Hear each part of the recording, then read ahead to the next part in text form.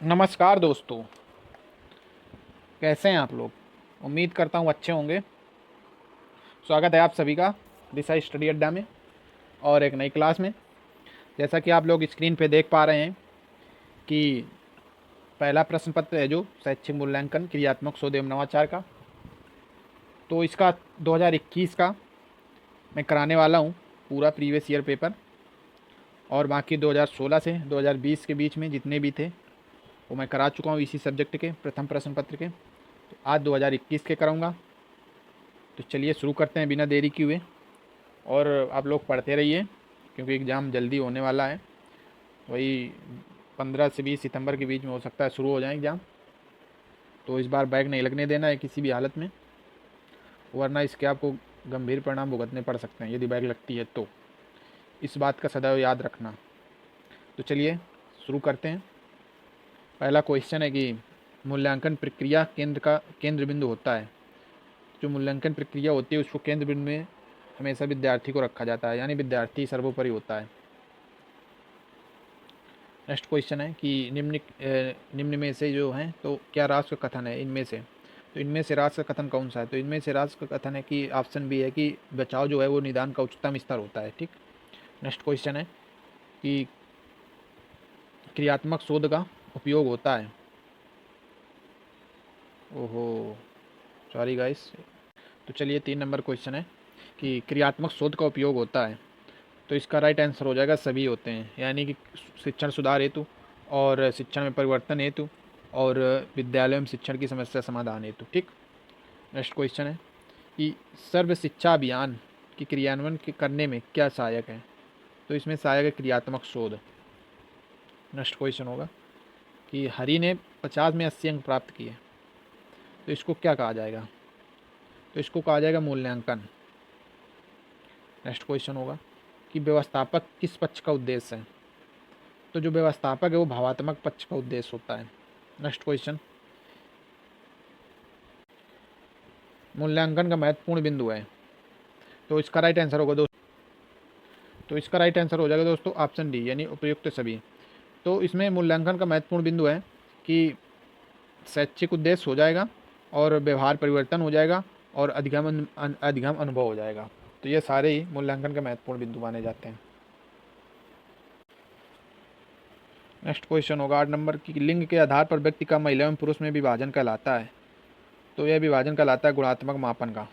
तो लिंग के आधार पर व्यक्ति का महिला एवं पुरुष में विभाजन जो होता है वो गुणात्मक मापन कहलाता है। नेक्स्ट क्वेश्चन होगा 9 नंबर कि किन्हीं निश्चित स्वीकृत नियमों के अनुसार वस्तुओं को अंक प्रदान करना मापन है।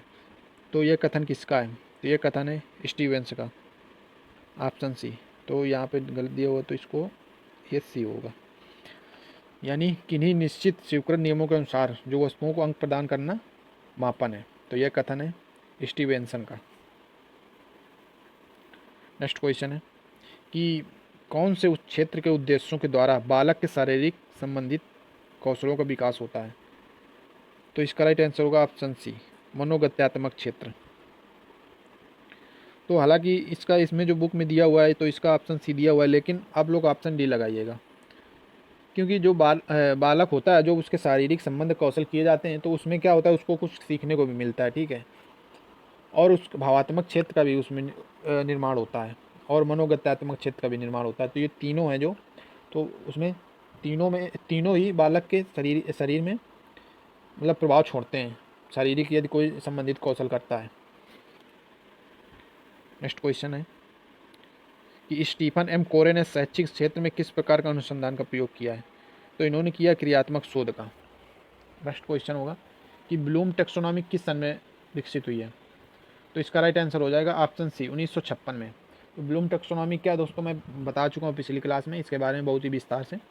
तो आप लोग कोई भी क्लास हो प्रीवियस ईयर जितना भी मैं करा रहा हूँ तो मुश्किल से 20 या 30 मिनट क्लास होती है, तो आप लोग ज़रूर देखिए उस क्लास को। नेक्स्ट क्वेश्चन है कि परीक्षण जो एक ही व्यक्ति पर बार बार प्रयोग करने पर एक जैसा परिणाम देता है। तो यह है विश्वसनीय परीक्षण, यानी वह परीक्षण जो एक ही व्यक्ति पर बार बार प्रयोग करने पर एक जैसा परिणाम देता है वह विश्वसनीय परीक्षण कहलाता है। नेक्स्ट क्वेश्चन है दोस्तों कि शोध में संपूर्ण जनसंख्या का छोटा भाग कहलाता है, तो यह कहलाता है ऑप्शन बी, न्यायादर्श बोलते हैं इसको। नेक्स्ट क्वेश्चन है कि स्थान के आधार पर छात्रों को ग्रामीण एवं शहरी में विभक्त करना किसके अंतर्गत आता है? तो यह आता है नामित स्तर के अंतर्गत। यानी कि स्थान के आधार पर यदि आप छात्रों को ग्रामीण एवं शहरी में विभक्त करना है तो नामित स्तर के अंतर्गत आता है। नामित स्थान के आधार पर छात्रों को ग्रामीण एवं शहरी में विभक्त करना नामित स्तर के अंतर्गत आता है, जो कि नकारात्मक होता है। हमको स्थान के आधार पर विभक्त नहीं करना है इस छात्र को, वो शहर से हो या ग्रामीण से हो, सबको एक समान समझना है। नेक्स्ट क्वेश्चन 16 नंबर अति लघु उत्तरीय शुरू हो गए हैं। तो इसमें है कि उपचारात्मक शिक्षण से क्या तात्पर्य है? तो उपचारात्मक शिक्षण उस विधि को खोजने की चेष्टा करता है जो छात्र अपनी कुशलता या विचार की त्रुटियों को दूर करने में सफलता प्रदान करे। नेक्स्ट क्वेश्चन है परिकल्पना का क्या अर्थ है? तो परिकल्पना किसी घटना की व्याख्या करने वाला कोई सुझाव या अलग अलग प्रतीत होने वाली घटनाओं को आपसी संबंध की व्याख्या करने वाला कोई तर्कपूर्ण सुझाव परिकल्पना कहलाता है। यानी कि आप कोई भी कार्य करने जा रहे हो या कोई भी कार्य करना होता है तो उसको पहले आप उसके बारे में परिकल्पना करते हैं। जैसे मान लीजिए आप कोई एसएससी की तैयारी कर रहा है, कोई पुलिस की तैयारी कर रहा है, कोई रेलवे की तैयारी कर रहा है, तो वो पहले परिकल्पना करता है उसके बारे में कि हमें किसका सिलेबस लेना चाहिए, किसका कोर्स लेना चाहिए, क्या सिलेबस पढ़ना चाहिए। तो ये सारी चीज़ें जो हैं तो परिकल्पना के अंतर्गत आ जाती हैं।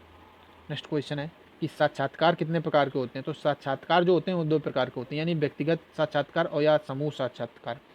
यानी कि कोई यदि पर्सनल आपका साक्षात्कार ले रहा है तो व्यक्तिगत हो जाएगा, यही यदि समूह में 2 से 3 या 4-5 लोग हो जाएंगे तो वो भी समूह के अंतर्गत आ जाता है। नेक्स्ट क्वेश्चन है कि शैक्षिक नवाचार का अर्थ स्पष्ट कीजिए। तो शैक्षिक नवाचार शिक्षा के क्षेत्र में प्रयुक्त शिक्षण अधिगम प्रक्रिया को और अधिक प्रभावी बनाने हेतु नए नए साधन एवं विधियों को शैक्षिक नवाचार कहते हैं। नेक्स्ट क्वेश्चन है कि छात्र प्रोफाइल का क्या महत्व है? तो छात्र प्रोफाइल एक ऐसी पद्धति है जो हर छात्र को अपनी कमी सुधारने और पिछड़ जाने पर अन्य छात्रों के बराबर तक पहुंचने का अवसर देती है। यानी जो छात्र प्रोफाइल पद्धति है तो वो हर एक छात्र को अपनी कमी सुधारने का मौका देती है, और यदि क्लास में आप पीछे रह जाएं तो छात्रों के बराबर पहुंचने में आपकी मदद करती है। नेक्स्ट क्वेश्चन कि निदानात्मक परीक्षण का उपयोग क्या है? तो निदानात्मक परीक्षण का उपयोग चिकित्सा की नई विधियों को करीब से देखने के लिए किया जाता है। नेक्स्ट क्वेश्चन है कि प्रश्न पत्र बनाने के चरणों का उल्लेख कीजिए। तो एक संतुलित प्रश्न पत्र बनाने के लिए निम्नलिखित चरणों का क्रम अनुसार बनाया गया है, यानी कि डिजाइन तैयार करना और ब्लू प्रिंट तैयार करना और प्रश्न लिखना, उनका संपादन करना और अंक योजन लिखना, यानी कि कौन सा क्वेश्चन कितने नंबर का है, ये चीज़ें हैं। नेक्स्ट क्वेश्चन 23 नंबर की ब्लू प्रिंट क्या है? तो ब्लू प्रिंट नीले रंग के पृष्ठभूमि पर सफ़ेद रेखाओं से बनी एक उपज होती है, इसे खाके की दिमागी उपज भी बोलते हैं। तो ब्लू प्रिंट क्या है? यानी कि प्रश्न पत्र को तैयार करने से पहले उसका प्रारूप, सरल भाषा में यदि समझें, उसको ब्लू प्रिंट बोला जाता है।